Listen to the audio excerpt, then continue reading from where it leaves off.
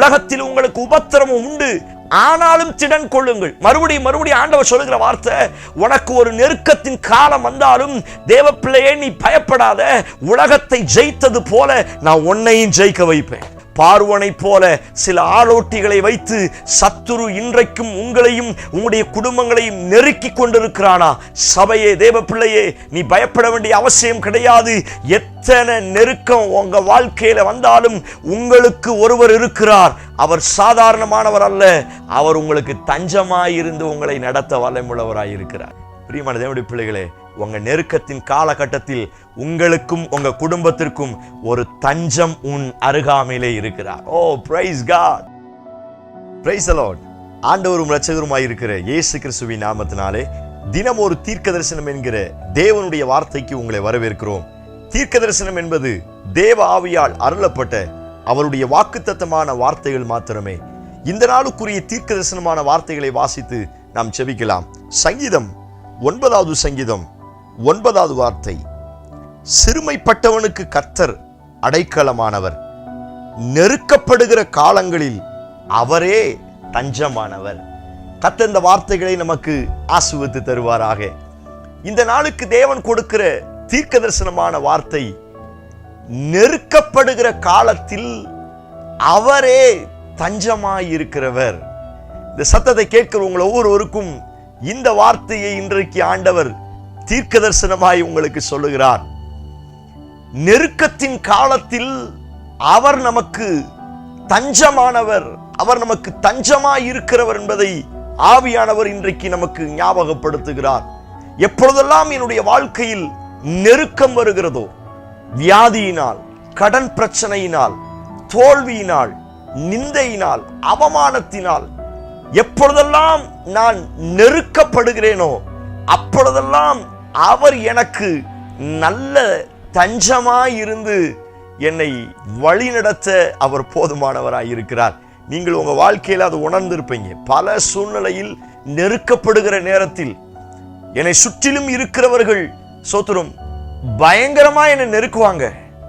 ஆனாலும் அந்த நேரத்தில் அவர் எனக்கு தஞ்சமாய் வந்து என்னை சுகமாய் தங்க பண்ணுவார். வேதத்தில் வாசிக்கிறோம், தேவரீ நீர் ஒருவரே எங்களை சுகமாய் தங்க பண்ணுகிற. அவருடைய அர்த்தம் என்ன அப்படின்னா, எனக்கு எத்தனை நெருக்கம் வந்தாலும் சரி, அந்த நெருக்கம் வர்ற டைம்ல, ஆன் டைம்ல அவர் வந்து, நான் இருக்கிறேன்ப்பா, நீ கவலைப்படாத.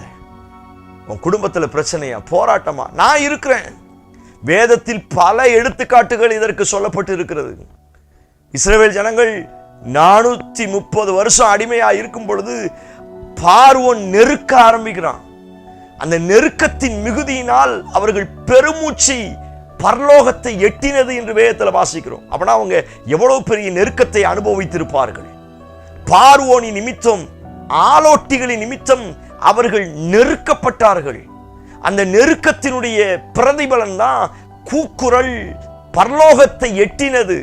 ஆண்டவர் பார்த்தாரு, என் பிள்ளைங்க இவ்வளவு நெருக்கப்படுறாங்களே, நான் அவர்களுக்கு தஞ்சமாவேன் என்று உடனே இறங்கி வந்து அவர் தம்முடைய வல்லமையை வெளிப்படுத்தி அவர்களை வெளியே கொண்டு வந்தார்.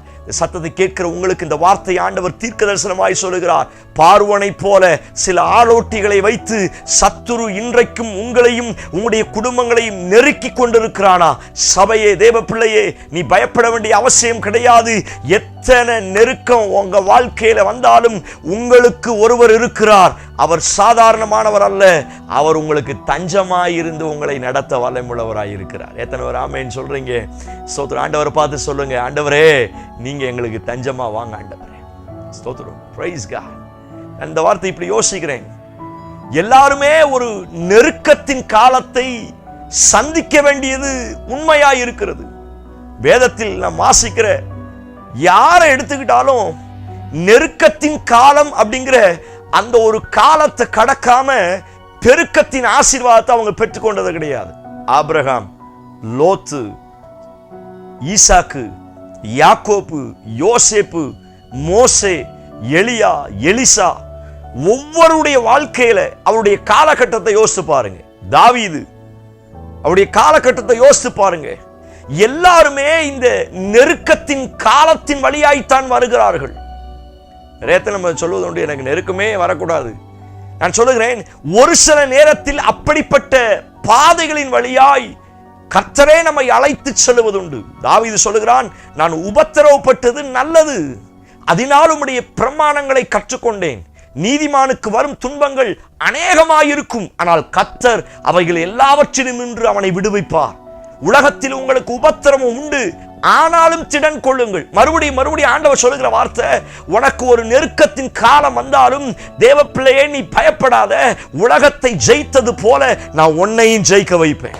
உனக்கு வரும் துன்பங்கள் 1000 இருந்தாலும் நான் உன் சார்பில் தஞ்சமாய் நின்று உன்னை விடுவிப்பேன். இதை காட்டிலும் ஒரு பெரிய வாக்குத்தத்தை நமக்கு வேற என்ன வேணும்? அந்த வார்த்தையை சொல்லி உங்களை உற்சாகப்படுத்தும்படியா விரும்புகிறேன். நெருக்கத்தின் காலத்தை குறித்து யோசிக்காதிருங்கள். எல்லாருமே இந்த நெருக்கத்தின் காலத்தின் வழியாய்த்தான் கடந்து செல்ல வேண்டும். இயேசு கிறிஸ்து பூமிக்கு வந்தார், சுகபோகமாய் வாழ்வதற்காய் அல்ல, நெருக்கப்பட்டார். ஸ்தோத்திரம், நொறுக்கப்பட்டார். பைபிளை வாசிக்கிறோம், அவரை நெருக்கினார்கள். ரத்த வேற சிந்துற அளவுக்கு அவருடைய இருதயம் நெருக்கப்பட்டது. சத்துருக்களால், கூட இருந்த மனுஷர்களால் பல ரீதியில் இயேசு கிறிஸ்து நெருக்கத்தை அனுபவித்தார். நான் சொல்லுகிறேன், உங்க வாழ்க்கையில, உங்க குடும்பத்துல நீங்களும் ஒரு காலகட்டம் நெருக்கத்தின் காலகட்டத்தின் வழியாய் போக வேண்டிய சூழலில் வரத்தான் செய்கிறது. பரலோகத்துக்கு போற வாசலே விசாலமான வாசல்னு சொல்லல, இடுக்கமான வாசல். அப்படின்னா இடுக்கமான வாசல்னா அங்கேயும் நெருக்கம் இருக்கத்தான் செய்யும். ஆனா பாதாளத்துக்கு போற வாசல் ரொம்ப இருக்கும், நெருக்கம் அப்படியெல்லாம் கிடையாது, அது விசாலமானதான். தேவ பிள்ளையே, நீங்கள் எந்த காலத்தில் வாழ்ந்து கொண்டு இருக்கிறீர்கள்? ஒருவேளை நீங்க நினைக்கலாம், நான் இப்ப அந்த நெருக்கத்தின் காலத்துல தான் இருக்கிறேன். கடன் பிரச்சனையினால, வியாதியினால, தோல்வியினால, ஏமாற்றத்தினால, பிசினஸ்ல நிறைய லாஸ்னால, நிறைய நெருக்கத்தின் காலத்தில் இருக்கிறேன் என்று வேதனையோடு இந்த சத்தத்தை கேட்டுக்கொண்டிருக்கிறீர்களா? உங்களை பார்த்து ஆண்டவர் தீர்க்கதரிசனமாய் சொல்லுகிறார், எத்துணை நெருக்கங்கள் வந்தாலும் இந்த நெருக்கத்தின் காலத்தில் நான் உனக்கு தஞ்சமாயிருப்பேன் என்று இயேசு வாக்குத்தத்தம் பண்ணுகிறார். ஓ பிரைஸ் காட்.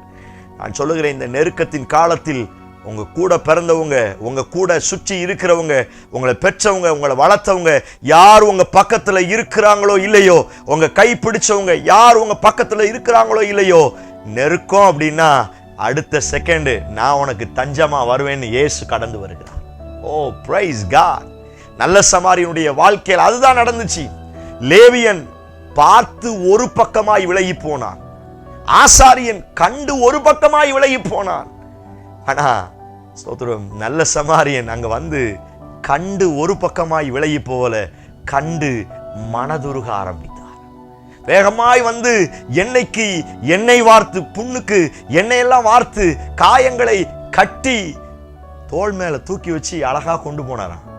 பிரியமான தேவனுடைய பிள்ளையே, இதுதான் நெருக்கத்தின் காலத்தில் அவர் எனக்கு தஞ்சமாய் இருக்கு. நான் சொல்லுகிறேன், மனுஷங்களை உங்க நெருக்கத்தின் நேரத்துல மனுஷங்க உங்க கூட வரணும் அப்படின்னு எதிர்பார்க்காதீங்க. மனுஷங்க உங்களுக்கு சப்போர்ட்டுக்கு வரணும்னு எதிர்பார்க்காதீங்க. மனுஷங்க உங்களை ஆற்றி தேற்றணும் அப்படின்னு எதிர்பார்க்காதீங்க. உங்க நெருக்கத்தின் காலத்தில் அவர் உங்களுக்கு தஞ்சமாய் இருப்பார். அவரை சார்ந்து கொள்ளுங்கள். ஆபிரகாமுக்கு ஒரு ராஜா பணம் கொண்டு வந்த உடனே அவன் உடனே பரவாயில்ல கொடுங்க அப்படின்னு அந்த பணத்தை எல்லாம் வாங்கல. அவன் அழகா சொன்ன ஒரு வார்த்தை, நீ கொடுத்த பணத்தினால நான் செல்வந்த ஆகுவேன், பெரிய பணக்காரனா மாறிட்டேன்னு சொல்லி என் தேவனை நான் அவமானப்படுத்த விடல. என்னுடைய நெருக்கத்திற்கு அவர் தஞ்சமா இருக்கிறார், உன் பணம் வேண்டாம் அப்படின்னு அவரை விரட்டி விட்டார்.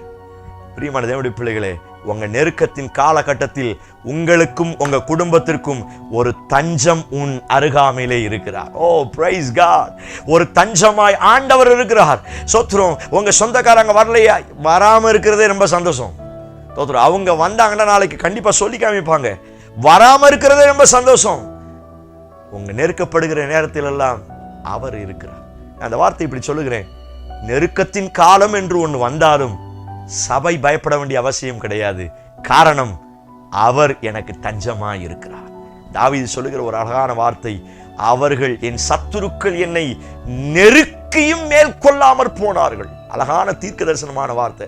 அவன் எத்தனை முறை என்னை நெருக்கி வந்தாலும் அவன் என்னை மேற்கொள்ள முடியாது. காரணம், அப்பா எனக்கு தஞ்சமாய் இருக்கிறார், அவர் எனக்கு அடைக்கலமாய் இருக்கிறார். தேவ பிள்ளையை பயப்படாதீங்க. மந்திரவாதமோ, பில்லி சூனியமோ, வியாதியோ, வறுமையோ, போராட்டமோ, பொறாமையோ, பொறாமை, ஆவிக்குரிய வளர்ச்சியை பார்த்து பொறாமை, இருக்கிற இடத்தை பார்த்து பொறாமை, நம்முடைய வீடு, நம்முடைய வசதி வாய்ப்புகளை பார்த்து பொறாமையினாலே ஒரு சிலர் நம்மை நெருக்கி கொண்டிருக்கிறார்கள். ஆண்டவர் சொல்லுகிறார், எத்தனை பேர் பொறாமப்பட்டாலும் ஆண்டவர் சொல்லுகிறார், அவன் பொறாமப்பட்டு உன்னை நெருக்க வந்தாலும் நான் உனக்கு தஞ்சமா இருக்கிறேன்.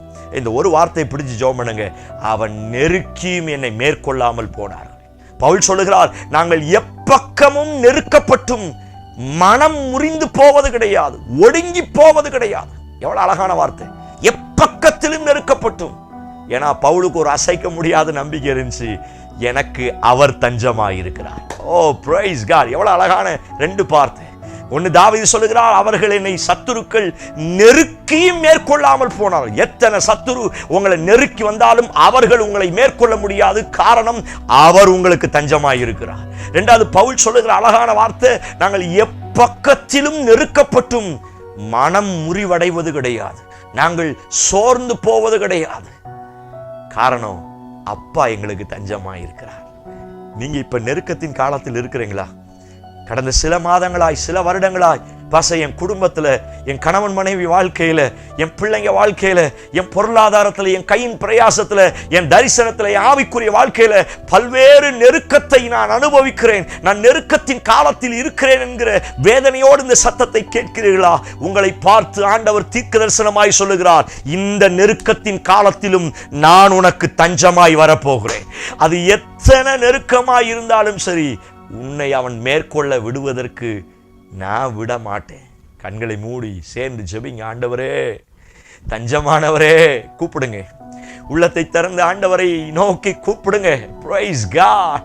அவர் தஞ்சமாய் கடந்து வந்து உங்களை பலப்படுத்துவாராக. Price the Lord. ஹalleluya. எப்பக்கத்திலும் நெருக்கப்பட்டாலும் அந்த நெருக்கம், அந்த நெருக்கத்தின் காலம் உங்களை மேற்கொள்ளாதபடி அவர் தஞ்சமாய் இறங்கி வந்து உங்களையும் உங்க பிள்ளைகளையும் உங்க கையின் பிரயாசத்தையும் அடைக்கல பட்டணமாய் இருந்து உங்களை ஆசீர்வதிப்பாராக. ஆண்டவரே, இந்த வார்த்தையின் கீழே என் ஜனங்களை ஒப்பு கொடுக்கிறேன். தஞ்சமாய் இருக்கிற கர்த்தர் புகலிடமாயிருந்து அவர்களை நடத்துவீரா, செய்வீர் என்று நம்புகிறோம். இயேசு கிறிஸ்து மூலம் ஜெபிக்கிறோம். ஜெபம் கேளும் நல்ல பிதாவே. ஆமென், ஆமென்.